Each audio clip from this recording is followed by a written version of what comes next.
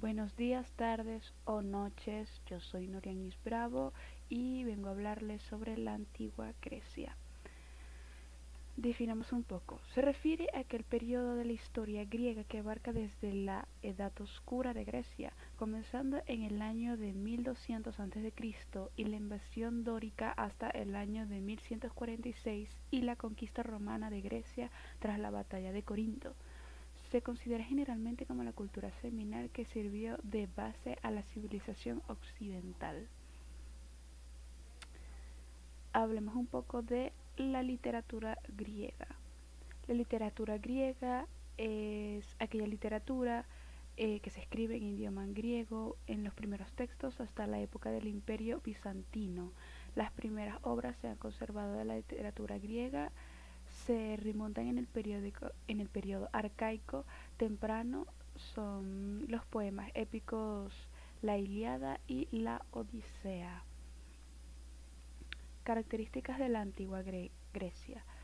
Eh, la cultura griega antigua era la cultura eminentemente marítima, dado su emplantamiento en el corazón del Mediterráneo, que fue talantemente comercial y expansivo.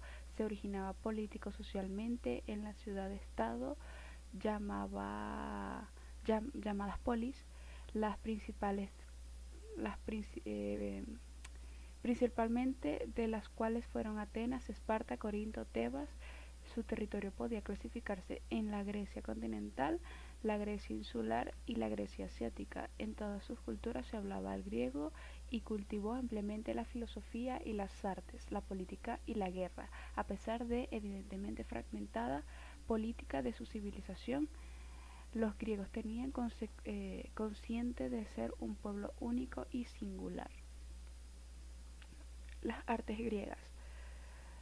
El arte griego marca una referente para la civilización occidental que perdurará hasta nuestros días.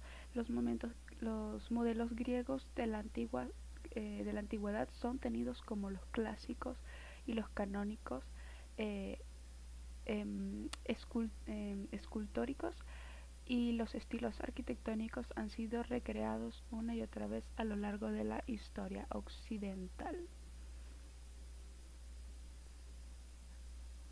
Filosofía griega. La filosofía griega se originó en las ciudades griegas del Asia Menor, Jonia, a partir de las primeras reflexiones de los presocratinos centradas en la naturaleza, teniendo como base el pensamiento racional y los logos.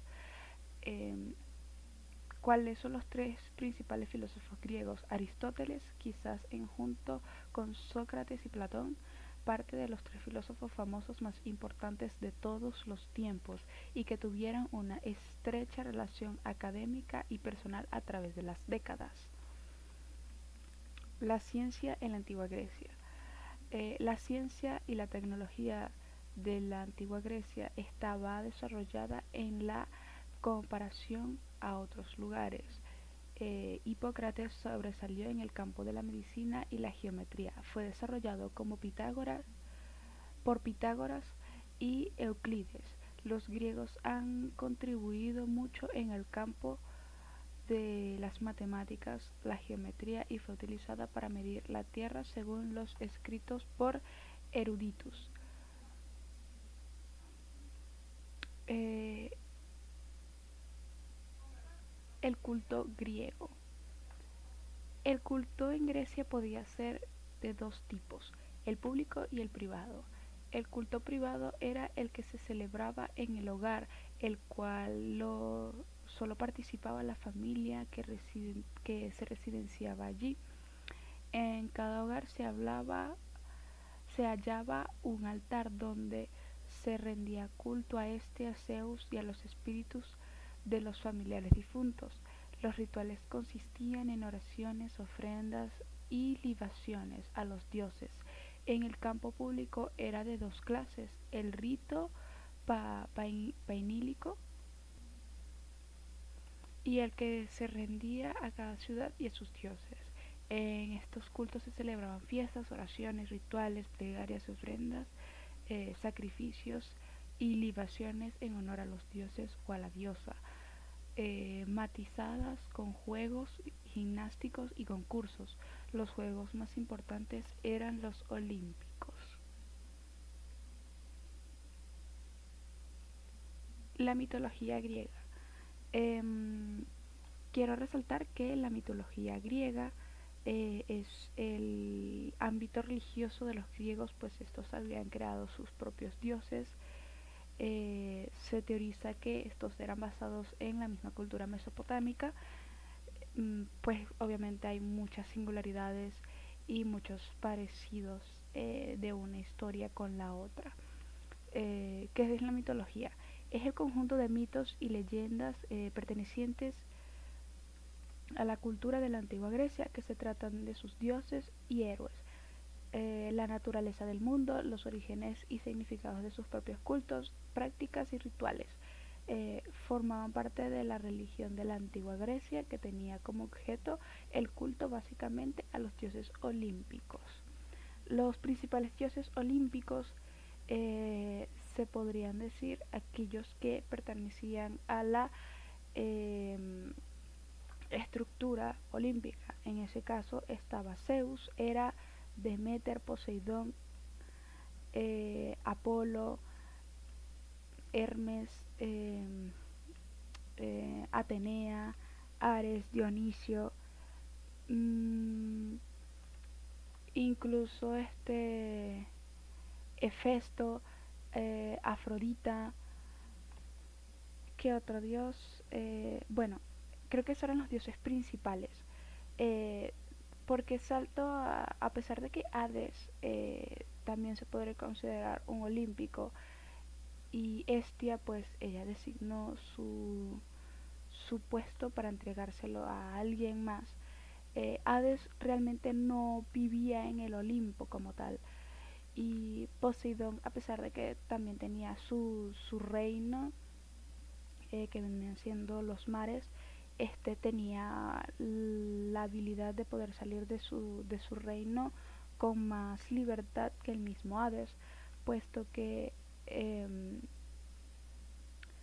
eh, el hecho de estar en el inframundo, ser señor del inframundo, tenía muchas más ocupaciones y menos libertades que los otros dioses, como lo que era Zeus y Poseidón.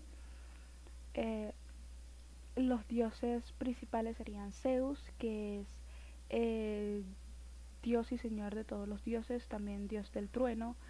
Hera, esposa de Zeus, diosa del matrimonio.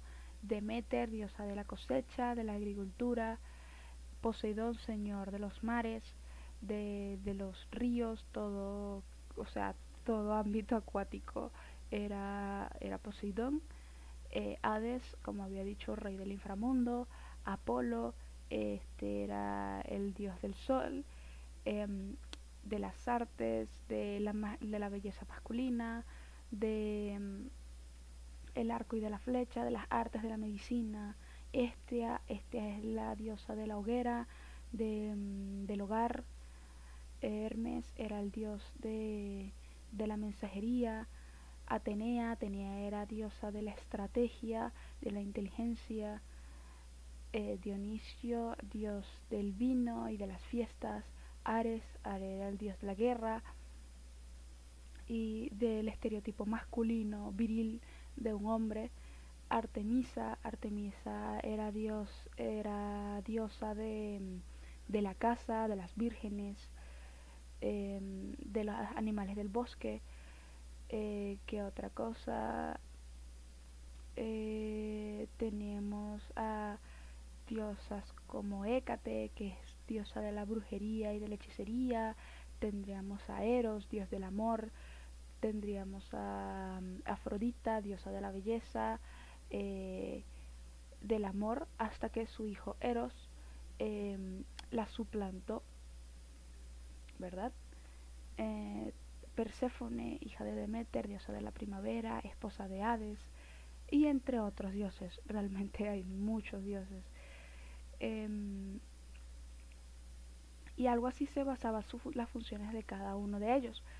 Eh, la generación que ya he comentado, por ejemplo, la que vendría siendo Zeus, era Hades, Poseidón, Demeter y Hestia, sería la que va predecesora después de los titanes como Cronos, Rea, Helios, todos estos titanes son parte de la generación anterior a los que pertenecía Zeus y sus hermanos. Des, Después de la titanomaquia, ellos se hacen, los dioses que había comentado anteriormente, se hacen por decirlo, los nuevos gobernantes de la tierra, y su segunda generación, que son los hijos de sus hijos, eh, se vuelven los dioses secundarios de estos mismos.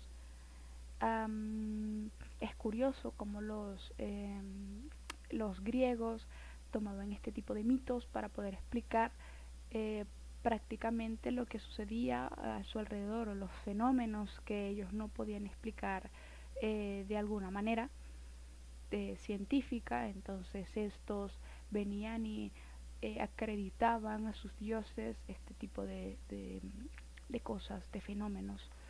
Un ejemplo es el mito de Hades y Perséfone. Perséfone es hija de Zeus y de Demeter, ¿verdad? Hades es hermano de Zeus y de Demeter.